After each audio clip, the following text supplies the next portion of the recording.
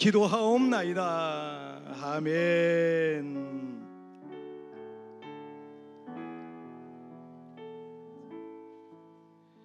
자, 오늘 우리에게 주시는 하나님 말씀 보겠습니다. 자, 오늘은 마가복음 5장 말씀 볼게요. 자, 마가복음 5장.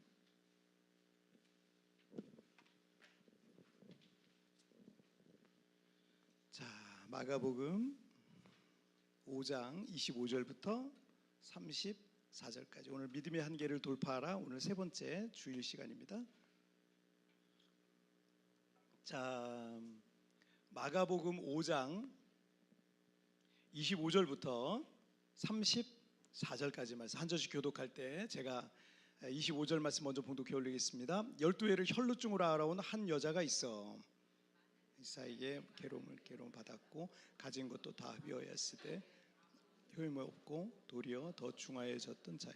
예수의 소문을 듣고 무리 가운데 끼어 뒤로 와서 그의 옷을 손을 대니 이는 내가 그의 옷에만 손을 대어도 구원을 받으리라 생각하며 이에 그의 혈루근원이 곧 마름에 병이 나은 줄을 몸에 깨달으니라. 예수께서 그 능력 돌이켜 말씀하시되 누가 내 옷에 손을 대었느냐 하시. 제자들이 여짜오되 무리가 에워싸 미는 것을 보시며 누가 내게 손을 대었느냐 물으시나이까 하되 예수께서 이 일을 행한 여자를 보려고 둘러보시. 여자가 자기에게 이루어진 일을 알고 두려워하여 떨며 와서 그 앞에 엎드려 모든 사실을 여쭈니 예수께서 이르시되 딸아 내 믿음이 너를 구원하였으니 평안히 가라. 내 병에서 놓여 건강할지어다. 아멘. 자, 오늘 말씀 제목 읽겠습니다. 시작. 나는 왜 안 될까? 한번 스스로 질문해 보세요. 다시 한번 시작. 나는 왜 안 될까? 오늘 말씀 제목은 참 희한하네요. 자, 25년 전에 중국의 그 작은 아파트 한 곳에서 알리바바를 창업해서 세계 최대 온라인 쇼핑 플랫폼으로 만든 성장시킨 이 마윈이라는 사람 잘 아시죠? 중국 최고의 부자 중에 한 사람이기도 한데 사실은 그 사람이 부자고 안 부자고는 저한테는 크게 관심이 없는데 이분이 강연한 내용들을 보면은 정말 배울 점이 너무 많아요. 강연자로도 많은 사람에게 큰 영향력을 끼치고 있는 정말 이런 사람이야말로 인플루언서가 아닌가 뭐 그런 생각이 좀 듭니다. 그런데 그가 이런 얘기를 했어요. 세상에서 가장 일하기 힘든 사람은 가난한 사람이다. 세상에서 가장 일하기 힘든 사람은 가난한 사람이다. 이런 얘기를 했어요. 뭐 가난한 사람 입장에서 굉장히 기분 나쁜 그런 말이기도 해요. 그래서 사람들이 좀 충격을 받았는데 정작 마윈도 중국의 그 경국 배우의 아들, 가난한 그 경국 배우의 아들로 태어났거든요. 그래서 대학도 한 번에 들어가지 못하고 재수해가지고 그래서 정원 미달인 대학에 겨우 들어간 거예요. 미달인 대학에 겨우 들어가고 수십 차례에 걸쳐서 이제 나중에 취업을 하는데 그것도 다 이제 취업에 실패를 합니다. 실패하고 그냥 평범한 영어 강사로 적은 중국 사람들 월급이 그 당시에 너무너무 적었거든요. 그래서 그 적은 월급을 가지고 이렇게 영어 강사로 취직해서 생활했던 그런 사람이에요. 흑수저와 같이 그런 평범한 배경을 갖고 있었던 마윈이 왜 이런 말을 했을까? 그가 말하는 가난한 사람이란 이런 얘기예요. 세상에서 가장 같이 일하기 힘든 사람들은 가난한 사람들이다. 그들은 자유를 주면 함정이라 얘기하고 작은 사업을 얘기하면 돈을 별로 못 번다고 얘기하고 큰 사업을 얘기하면 돈이 없다고 불평하고 새로운 것을 시도하자고 제안하면 경험이 없다고 변명하며 전통적인 사업에 대해 제안하면 경쟁이 치열하다며 두려워하고 새로운 사업 모델을 말하면 다단계라고 몰아가며 상점을 같이 운영하자고 하면 자유가 없다고 말하며 새로운 사업을 시작하자 말하면 전문가가 없다고 한다. 좋게 얘기하는 게 하나도 없는 거예요. 그들에게는 공통점이 있다. 희망이 없는 친구들에게 의견 듣기를 좋아하고 그러니까 여러분이 어떤 사람들에게 의견을 들으려면 그 분야에서 좀 괜찮게 성공한 사람 의견을 들으세요. 너무 부정적이고 실패한 사람 의견을 들어봐야 사실 나올 게 좋을 게 별로 없어요. 그 분야에서 나름 성공한 사람한테 의견을 듣는 게 배울 게 좀 있을 겁니다. 자, 근데 희망이 없는 친구들에게 의견 듣기를 좋아해요. 구글이나 포털 사이트에 물어보는 것을 즐기고 대학교 교수보다 많은 생각을 하지만 장님보다 더 적은 일을 한다. 그들에게 물어보라. 무엇을 할 수 있는지. 그들은 대답할 수 없을 것이다. 가난한 사람들은 공통적인 한 가지 행동 때문에 실패한다. 그들의 인생은 기다리다가 끝이 난다 라고 말을 했어요. 너무 좋은 말이에요. 가난한 흑수저 출신이 마윈이 생각하는 가난한 사람은요, 돈이 없는 가난한 사람이 아니라 생각이 가난한 사람이에요. 행동이 가난한 사람이에요. 그걸 가난하다고 얘기하는 거예요. 본인도 가난했잖아요. 그런데 생각이 가난하고 행동이 가난한 사람은 진짜 가난한 사람이라는 거예요. 그래서 그들은 그런 생각과 행동 때문에 결국 안 될 수밖에 없다라는 거예요. 가난한 사람들은 절대 성공할 수 없는 생각과 행동 속에 갇혀 있어요. 여러분을 거기다 가둬두지 마세요. 거기다 가둬두면 나에게 소망적인 게 없어요. 그런 생각과 그런 행동 속에 절대 가둬두지 마세요. 복음서에 보면 예수님이 가시는 곳에는 항상 군중과 무리가 있었어요. 그런데 군중과 무리 사이에 항상 누가 있었어요? 믿음의 주인공이 나타납니다. 군중은 10년, 20년 늘 구경꾼일 뿐이에요. 그렇죠? 여러분, 군중은요 항상 구경꾼이에요. 잘 되고 성공하는 사람들 부러워하고 시기하고 그렇게 살아가는 사람들이에요. 하지만 믿음의 주인공들은 생각이 달랐어요. 성경을 보세요. 믿음의 주인공들은 생각이 달라요. 믿음의 주인공들은 행동이 달랐습니다. 오늘 이 본문의 말씀을 통해서 하나님께서 우리에게 무엇을 말씀하시고 있는지 우리 함께 좀 살펴보려고 합니다. 자, 우리 첫 번째 주제 한번 볼까요? 시작. 생각의 한계를 깨트려라. 다시 한번 시작. 생각의 한계를 깨트려라. 예수님께서 갈릴리 바다 동남쪽에 있었던 가다라라는 지방, 거기에서 사역을 마치시고 배를 타고 가로질러서 공생의 베이스 캠프라고 할 수 있는 가버나움이라는 곳으로 오셨습니다. 해변에 도착하자마자 수많은 사람들이 예수님께로 몰려들었는데 그 마을의 회당장인 야이로라는 사람이 예수님 앞에 확 불어 엎드려가지고 확 울면서 얘기를 하는 거예요. 자, 23절 말씀을 보실게요. 시작. 간곡히 구하여 이르되 내 어린 딸이 죽게 되었사오니 오셔서 그 위에 손을 얹으사 그로 구원을 받다 살게 하소서 하거늘. 자, 회당장 야이로는 그의 12살 난 딸, 이 딸아이가 병들어 지금 죽어가고 있었던 거예요. 예수님께서 그래서 그 어린 딸의 환부에 손을 얹고 기도해 주시면 치료될 것을 믿었던 겁니다. 그래서 예수님 앞에 엎드려 간곡하게 부탁을 드렸던 거죠. 예수님께서도 그의 부탁을 듣고 그 집을 향해 가고 있는 거예요. 자, 그런데 이 복음서 보면 항상 나오는 장면이 있어요. 이 좋은 장면을 놓칠 수가 없죠. 누가 있어요? 군중들이 있어요. 군중들이 구름대처럼 몰리는 거예요. 그래서 에워싸 밀면서 이 좋은 구경거리를 내가 놓칠 수 없다라고 해서 군중들이 몰리는 거예요. 여러분, 군중이 되면 안 돼요. 군중은 아무 역사도 없어요. 그냥 구경만 하는 거예요. 남 잘 되는 거 보고 부러워만 하기밖에 안 돼요. 자, 어쨌든 그리고 중간에 오늘 본문인 25절부터 12회를 혈루증으로 앓는 여인의 이야기가 시작이 되고 있는 겁니다. 이 여인은 12년 동안 피가 멈추지 않는데 신학자들에 의하면 아마 여성 질환이었을 것이다. 그래서 여성들의 질환으로서 피가 멈추지 않고 계속 나왔던 것 같아요. 구약의 그 율법에 의하면 이런 질병을 앓고 있는 그런 여인과의 접촉은 금지됐습니다. 그 여인이 앉았던 곳도 못 앉게 했어요. 절대로 그 여인과 근처에 있지 마라, 떨어져 있어라, 격리하게 돼 있습니다. 당시 마을에 전염병이 한번 돌잖아요. 이 고대 사회는 전염병이 한번 돌면 그 마을과 부족, 종족이 한 번에 다 전멸될 수 있는 거예요. 당시 약이 2000년 전, 3000년 전 무슨 약이 있었겠어요?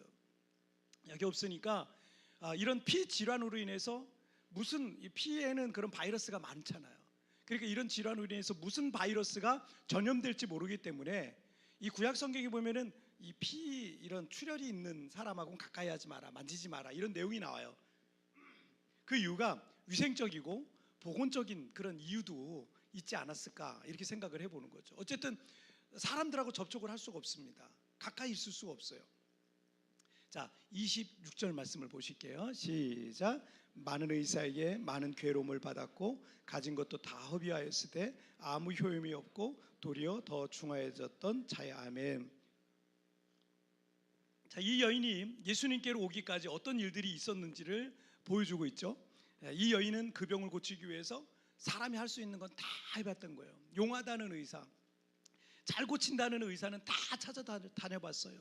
먹어보라는 건 다 먹어봤어요. 온갖 민간 요법을 다 동원해가지고 다 해봤지만 아무 소용이 없었고 오히려 병은 더 중해졌다, 더 힘들어졌다, 이런 내용입니다. 12년 동안 이 여인이 겪었을 어떤 그 고통은 우리가 다 알 수는 없을 거예요. 다 이해할 수는 없을 겁니다. 자, 그러는 사이에 갖고 있었던 모든 재산을 다 허비했고, 당시 유대 사회에서는 이런 출혈이 있는 여인과는 접촉하지 말라라는 율법이 있었기 때문에 누구도 이 여인과 가까이 하려고 하지 않았기 때문에 이 여인은 사회적으로도 매우 고립되어 있을 가능성이 굉장히 큽니다. 만나줄 사람이 아무도 없는 거죠.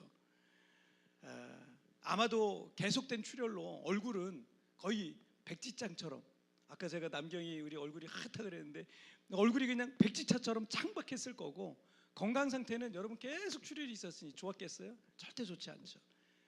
뭐 굉장히 많이 마른 몸을 갖고 있지 않았을까, 이런 생각이 듭니다. 자, 우리가 필리핀이라는 나라에서 이렇게 새롭게 정착하는 게 쉬운 일이 아니에요. 어떤 사람들은 그러더라고요. 한인들 중에 사기꾼이 많고 한인들을 제일 조심해야 되고, 교회에 한인들이 많으니까 거기도 사기꾼이 있다, 교회도 조심해야 된다, 뭐 이런 그런 얘기를 어떤 분들이 여기 오자마자 들으신다는 거예요. 그러니까 이런 소문을 들었던 분들은 의도적으로 교회마저 경계를 하더라고요. 교회마저 경계해서 멀리하고, 그러다 보니까 그냥 여기저기서 필리핀 사람들은 좀 만나고 자기 어쩔 수 없이 만나야 되는 한국 사람들은 만나지만 여기저기서 그렇게 들은 정보로 생활하다가 도리어 고생하는 경우를 제가 많이 봤어요. 오히려 더 고생하더라고요. 외롭게 살고. 그러다가 우연한 기회에 이 한인교회에 들렸다가 좋은 성도들 도움 받으면서 성도들이 이게 한인들이 좋은 한인들이 더 많이 있구나라는 걸 이제 아는 거예요. 좋은 성도들의 도움도 받고 좋은 정보들도 듣게 된 후에 하는 후회가 꼭 있어요. 이럴 줄 알았으면 목사님 교회에 빨리 올 걸 그랬어요. 이래. 그런 얘기 많이 해요. 이럴 줄 알았으면 교회 좀 빨리 와서 제가 빨리 정착했을 텐데, 이런 얘기를 제가 많이 들어요. 여러분, 이런 말이 있어요. 신앙의 방황은 좋은 교회를 만나면 끝나고 인생의 방황은 예수 그리스도를 만나면 끝난다라는 말이 있어요. 여러분, 많은 사람들이 오늘 본문의 이 여인과 같이 이 사람 저 사람 이런 방법 저런 방법 그러면서 돈도 잃고 사람도 잃고 더 깊은 절망과 실패의 끝에서 마지막에 주님께로 돌아오는 경우가 있어요. 마지막에 뭐 그것도 너무 좋은 거죠. 요한복음 4장에 보면은 사마리아 여인은 여러 남자를 통해서 사랑을 구했어요. 갈구했어요. 그래서 진정한 사랑을 찾고 참 위로를 찾지만 그 여인의 모양은 어때요? 여전히 목이 말라서 그 한낮에 우물가에 와서 물을 기르러 목말라서 그 우물가에 찾아온 그 여인의 모습을 우리가 볼 수 있습니다. 여러분, 근데 그것을 통해서 그게 우리 인생이다 라는 걸 말씀해 주시는 거예요. 그게 우리 사람이 하고 있는 모양이에요. 똑같아요. 여러분, 똑같잖아요. 그 여인과만 조금 다를 뿐이지 여기서 사랑을 구하고 여기서 만족을 찾으려고 여기서 위로를 얻으려고 그러고. 그 사마리아 여인이 예수님을 만난 뒤 영원히 목마르지 아니한 생명수를 얻었다라는 걸 우리 성경에서 봤어요. 자, 그리고 오늘 본문에서 12회를 혈루증으로 앓던 여인도 실패와 절망의 끝에 찾아온 예수님을 통해서 치유의 역사가 일어났던 거예요. 여러분, 더 이상 방황할 필요가 없어요. 우리 굉장히 심플하게 살면 됩니다. 복잡하게 살 필요가 하나도 없어요. 예수님께로 나오시길 바랍니다.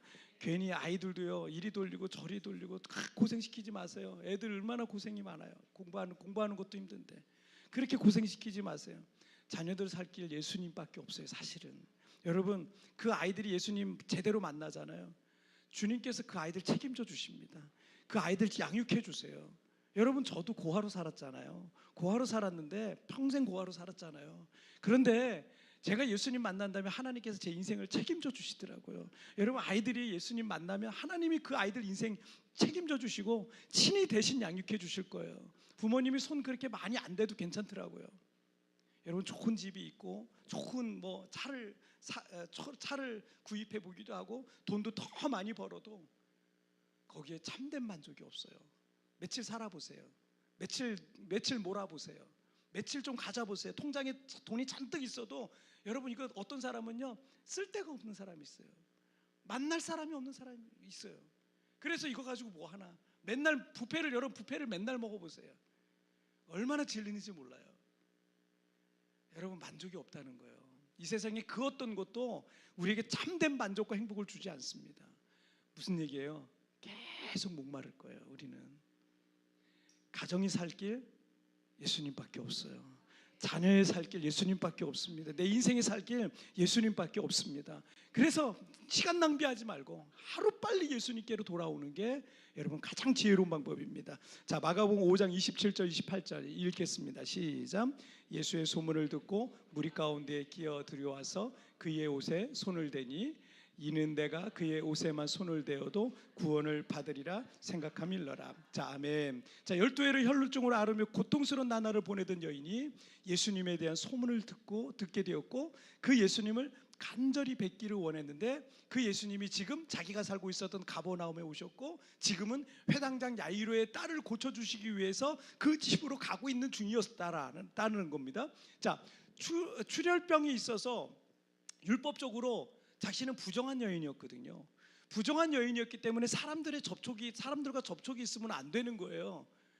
그러니까 예수님 앞에도 당당하게 나갈 수가 없었던 겁니다. 하지만 여인의 마음에는 내가 그의 옷에만 손을 대어도 그 옷자락에만 손을 대어도 내가 구원을 받으리라, 이런 믿음이 있었다는 겁니다. 아까 회당장 야이로의 경우는 어떻게 했어요? 예수님, 우리 집에 오셔서 그 위에 손을 얹으사 그로 구원을 받아 살게 하소서라고 했어요. 그죠? 그 위에 꼭 안수해 주셔서 살게 기도해 주세요, 이런 거였어요. 어떤 차이가 있습니까? 야이로는 예수님께서 손을 직접 오셔서 손을 얹어줘야 그 병이 나을 거라는 믿음이 있었어요. 하지만 혈루병 여인의 경우는 내가 예수님을 직접 만나지 않아도 그 사람들 틈 사이에 껴서 예수님의 옷자락만 잡아도 나는 치료될 것이다 라는 그런 믿음이 있었던 거예요. 어떤 믿음이 더 크다 작다 이런 것을 논쟁하고 싶은 게 아니에요. 여러분, 여인이 갖고 있던 믿음은요 야이로의 믿음하고는 다른 믿음이었어요.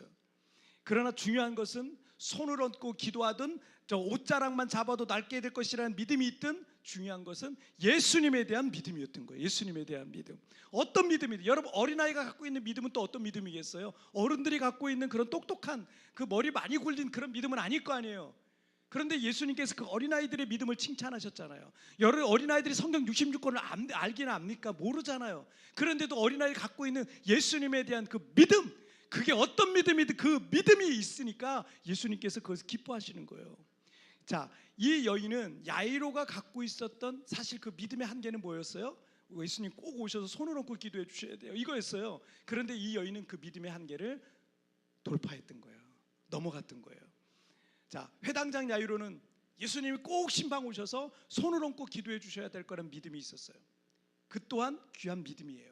하지만 여인이 믿었던 하나님, 그가 믿었던 예수님의 능력을 자신은 제한하지 않기로 했던 겁니다. 내가 직접 예수님을 만나지 못한다 할지라도 그분의 옷자락끝만 잡아도 치료될 것이라는 믿음이 있었던 겁니다. 야이로를 비롯한 보통 사람들의 믿음의 그 생각의 한계, 믿음의 한계, 이거를 이 여인은 넘어섰던 거예요. 자, 그런데 우리가 2주 전에 우리 첫 번째 이 그 시리즈 설교 첫 번째 했을 때, 믿음의 한계를 돌파하라, 이 시리즈 첫 번째 설교했을 때 누가복음 7장에 백부장의 사랑하는 종의 병을 치료하는 기적 부분을 나눌 때, 여러분 백부장도 처음엔 예수님께서 집에 오셔서 치료해 주시길 부탁드렸어요. 그렇죠? 하지만 예수님께서 오시는 중에 백부장이 믿음의 한계를 돌파해 버렸어요. 아, 이건 아니지. 그렇지, 나도 내 부하에게 말로 이래 해라 저래 해라, 이리 가라 저리 가라, 말로 모든 명령을 다 움직일 수 있는데 예수님은 나랑 비교가 되지 않는 분이신데, 그 거룩한 분인 예수님이 얼마든지 말씀만 해도 내 하인의 병이 나을 것이다 라는 믿음이 갑자기 생겨버린 거예요. 그리고 정말 그 믿음대로 하인은 깨끗하게 치료됐어요. 이게 주님께서 하시는 일이었던 거예요. 여러분, 손을 얹고 기도해주는 그런 믿음도 주님께서 기뻐하시는 거예요. 그 믿음대로 고쳐주세요. 그런데 옷자락만 잡아도, 옷자락끈만 잡아도 고쳐질 거라는 믿음도 주님이 기뻐하셔서 고쳐주세요. 그런데 생각만 하고 말씀만 하셔도 고쳐진다라는 믿음을 갖고 있으니까 그것 또한 고쳐주시는 거예요. 여러분, 오늘 본문인 마가복음 5장 34절에서 예수님께서 그 혈루병 여인에게 이렇게 말해요. 내 믿음이 너를 구원하였으니 따라 평안히 가라. 할렐루야. 하나님의 능력에 문제가 있는 게 아니에요. 우리의 생각이 하나님의 능력에 한계를 두고 있는 거예요. 오셔서 손을 얹고 기도하든, 옷자락만 살짝 잡고 기도하든, 살짝 잡든, 또는 백부장과 같이 말씀만으로든 얼마든지 주님은 어떤 방법으로든지 주님은 다 치료하실 수 있다. 그래서 어떻게 하라? 생각의 한계를 돌파하라. 믿음의 한계를 깨트려라 라고 말씀하고 있는 거예요. 그렇다면 우리가 이 세부에서 살아가는 것, 그 또한 이 생각의 한계를 깨트리기 시작할 때 여러분들의 세부 생활이 달라질 거예요. 이곳에 여러 가지 불편한 상황들과 조건들, 이곳에 열악한 인프라 등등, 이 여기에만 집중하는 사람들은요, 제가 말씀드리는데 여기서 얻을 게 아무것도 없어요. 그런 분들은 이 불평, 원망, 여러분들은 여기서 얻을 게 없습니다. 빨리 짐 싸서 한국 가시는 게 좋습니다. 계속 그럴 거면. 하지만 여러분, 여기서 내 생각의 한계를 깨트리는 훈련을 좀 했으면 좋겠어요. 하나님은 광야의 길을 내시고 사막의 강을 내시는 분입니다. 그 작은 자를 천을 이루고 그 약한 자로 강국으로 세우시는 그런 분이십니다. 믿는 자에게는 불가능이 없어요. 여러분이 처한 현실과 상황과 조건을 보면서 안 돼, 나는 할 수 없어, 이런 환경과 조건에서 내가 뭘 하겠어, 여러분, 그 부정적이고 비관적인 생각에서 벗어나지 못하면 내 인생은 절대 소망이 없는 거예요. 그러면서 나는 왜 안 될까? 왜 나만 안 될까라고 생각하고 있는 겁니다. 안 될만 하니까 안 되는 거예요. 그 생각의 한계를 깨트려야 새로운 인생이 펼쳐지는 것입니다. 여러분이 예수님을 믿고 신뢰한다면 그분의 능력 또한 순수하게 100% 여러분 믿으시길 바랍니다. 그 믿음대로 될지어다. 주님께서 여러분에게 내 믿음이 너를 구원하였다라고 선언해 주실 줄 믿습니다. 자, 오늘 두 번째 주제 보실게요. 시작. 부활의 능력에 접촉하라. 다시 한번 시작. 부활의 능력에 접촉하라. 아직 코로나 팬데믹이 다 끝나지 않았던 2021년 12월에 이 초강력 태풍이 이 세부를 강타했던 적이 있었습니다. 세부 섬은 다른 섬들에 비해서 지진과 이 태풍으로 비교적 안전한 곳으로 여겨졌기 때문에 그래서 아무런 대비를 안 했어요. 아무런 대비를. 왜냐하면 이번에도 그냥 지나가겠지 이렇게 생각했어요. 태풍이 또 꺾이겠지 이렇게 생각했어요. 그래서 피해가 사실은 굉장히 컸습니다. 웬만한 지붕들이 다 뜯겨져 나갔고 전신들 막탄 같은 경우 80%가 전신주가 다 쓰러졌어요. 가로수들이 다 가지가 부러지고 이파리가 다 뜯겨 나갔잖아요. 그래서 겨울인 줄 알았어요. 이파리가 하나도 없어가지고. 이 세부가 그랬어요. 이런 엄청난 태풍이었는데 우리는 사실은 뭐 이번에도 지나가겠지 이렇게 생각을 했던 거예요. 요번에 태풍이 잘 안 오니까. 우리 최성혜 집사님 그때 직원들이랑 같이 송별회하고 밥 드시고 막 냉장고가 막 굴러가고 날아가고 있는데 그러고 계셨었어요. 식당에서. 한인 식당들은 정말 대단한 식당들이에요. 한인 식당들은 그런 날도 문을 열고 그 밤에 참 대단한 사람들이에요. 필리핀 사람들은 다 문 닫았었는데 우리는 좀 안전 불감증이 있었던 것 같아요. 자, 그런데 더 큰 문제는 우리 일상생활에 없어서는 안 될 전기와 수도가 다 끊겼잖아요. 그때 이 코로나 기간에도 여기 남아있던 저희 가정을 비롯해서 또 소수의 우리 성도들과 이 교민들의 불편은 이만저만한 게 아니었어요. 당장 씻는 문제, 또 음식 조리, 뭐 화장실 문제도 컸고 전기가 없으니까 배터리 뭐 충전이며 뭐 선풍기, 에어컨 뭐 쓸 수가 없는 거예요. 인터넷 쓸 수가 없는 거예요. 마치 이 전쟁으로 이 도시가 그냥 쑥대밭이 된 것 같은 그런 상황이었습니다. 이 건물도 4층, 여기 4층이 약간 임시 건물 같은 거였거든요. 이게 판넬 같은 걸로 세운 건물이었고 다 날아갔잖아요. 이게 다 뚫려가지고 비가 다시 우리 교회까지 비가 그래서 막 샜었어요. 다행히 우리는 날아가지는 않고 위에 있는 그쪽인 다 날아갔어요. 창문들이. 그렇게 수주일에서 지역마다 좀 차이가 있었는데 수개월에 이르기까지 전기와 수도가 끊겨가지고 수개월 동안 그게 안 들어왔던 데도 있었습니다. 그런 와중에 이 감사한 일이 하나 있었는데 우리 교회 주변으로 전기가 다 나갔거든요. 근데 태풍 이후에 한 이틀 됐나? 우리 교회 건물에 불이 딱 들어온 거예요. 주일날 우리가 전기 못 썼잖아요. 근데 월요일날 전기가 딱 들어온 거예요. 전기가 딱 들어왔어요. 그래서 성도들이 교회 와서 에어컨 켜고 쉬기도 하고 배터리 충전도 하고 얼음물도 만들어가고 얼음 얼려서 얼음물도 만들어가고 교회 냉장고가 되니까 심지어 믿지 않는 남편들까지 교회 와서 저랑 교제도 하고 막 그랬어요. 그 믿지 않는 남편들이 아니 어떻게 이 지역에서 오직 교회만 전기가 들어올까요? 다 나갔거든요. 밤에 보면 깜깜했어요. 교회만 딱 불이 들어와 있는 거예요. 신기하다는 거예요. 사실은 우리도 신기했어요. 하나님의 은혜라고밖에는 뭐 생각이 안 돼요.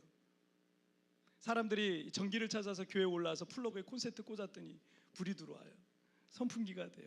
배터리가 충전이 되고 방전되었던 전화기가 다시 살아났습니다. 여러분, 아무리 값비싼 전자제품이라 할지라도 플러그인 하지 않으면, 전기가 공급되지 않으면 그건 죽어 있는 거예요. 쓸모가 없는 거예요.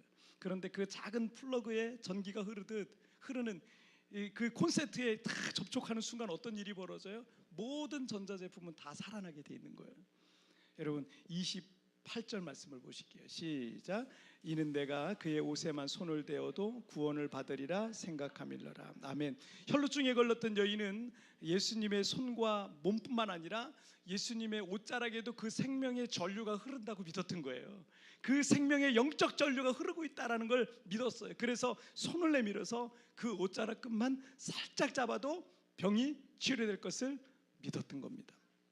자, 29절 보실게요. 시작. 이에 그의 혈루 근원이 곧 마름에 병이 나은 줄을 몸에 깨달으니라.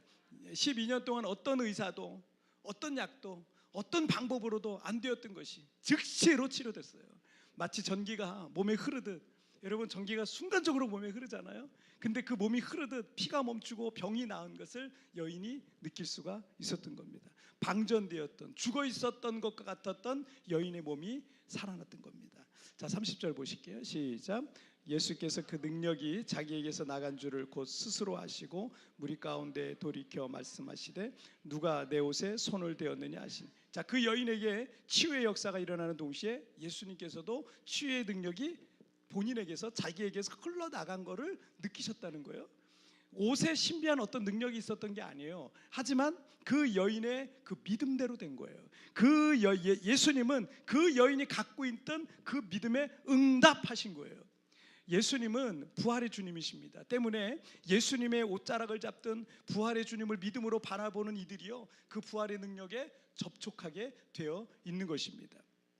제가 19살 때 폐결핵을 제가 심하게 앓았어요. 폐 한쪽이 완전히 없어졌거든요. 그래서 예전에 결핵으로 죽는 사람들이 있다고 많이 그랬잖아요. 결핵실 그래서 샀잖아요. 근데 그게 제 얘기가 되더라고요. 숨이 쉬어지질 않는 거예요. 더 이상 숨을 쉴 수가 없고 열은 40도까지 계속 오르고 한두 주 사이에 몸이 10kg가 빠졌어요. 제가 몸이 50kg였어요. 50kg. 지금은 그보다 20kg 더 나가요.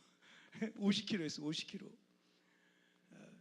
그때 다행히도 12개월 동안 병원에 가서 약을 먹으면서 제가 그래도 12개월 동안 치료를 했어요. 하지만 3년 뒤에 폐결핵이 다시 재발했어요. 아무리 약을 먹어도 병이 낫질 않았습니다. 10개월째 매일 약을 먹다가 약에 아무런 효능이 없다고 느껴져서 약 복용을 포기하고 제가 이랬어요. 죽더라도 기도하다 죽자. 그래서 제가 처음으로 기도원이라는 데를 혼자서 기도원이라는 데를 제가 처음 가봤어요. 한월산 기도원이라는 곳에 쫙 올라갔는데 그때 제 나이가 23이었습니다. 원래는 병을 치료해달라고 기도하러 간 거였는데 정작 그 기도는 안 하고 커다란 성전에서 매일 울었어요. 울고 찬양하고 기도하고 통곡하고 혼자서 하루 종일 그렇게 예배했습니다. 며칠을 그렇게 예수님의 십자가 사랑에 감격하면서 눈물로 예배했는데 역시 병에 대해서 치료해달라는 기도는 안 했어요. 왜 안 했는지 모르겠어요. 생각은 안 나요. 안 했어요. 여러분, 그런데 어떤 일이 벌어졌는지 아십니까? 예수님으로 충만하고 은혜로 충만한 상태로 산에서 내려오는데 제 기침이 멈추더라고요. 기침이 멈고 약을 먹는 것도 아닌데 몸이 점점 좋아지기 시작하는 거예요. 그리고 지금 여러분 30년이 넘도록 그때보다 더 건강한 몸으로 제가 사역하고 있는 거예요. 그 눈물의 기도와 찬양과 예배는 저에게는요 부활의 능력에 접촉하는, 플러그인 되는 그 순간이었던 거예요. 제가 살아났어요. 그리고 이 과거의 나는 그때 이미 죽었기 때문에 지금 죽음이라는 것이 조금도 두렵지 않은 부활을 확신하는 그런 삶을 지금 살아가고 있는 거예요. 독일의 양심으로 불리는 신학자 디트리 보네퍼는 반나치 운동으로 하다가 투옥됐습니다. 순교를 하게 되는 독일의 목사님이세요. 그가 투옥되었을 때 옥중서신에서 나는 누구인가라는 시를 썼는데 이 시 안에는 부활의 능력으로 사는 사람의 당당함을 엿볼 수가 있어요. 그들은 종종 내게 말한다. 내가 감옥에서 나올 때면 마치 거대한 성에서 나오는 성주처럼 의연하고 유쾌하며 당당했다고. 사람들은 내게 이렇게도 말했다. 나는 불행한 날들을 보낼 때도 마치 승리에 익숙한 사람처럼 침착하고 웃음을 잃지 않으며 당당했다고. 여러분, 우리는 믿음이 있다고 하면서 이 세상을 살아가면서 어려움이 생기면, 어려움을 만나면, 힘든 일 만나면 불안하고 좌절하고 낙심하고 불평하고 원망하고, 여러분 그게 왔다 갔다 하지 않습니까? 부활의 능력에 접촉한 사람은요 이 보네퍼 목사님처럼 어떤 상황 속에서도 당당함이 있는 거예요. 어떤 환경 속에서 당당함이 있는 거예요.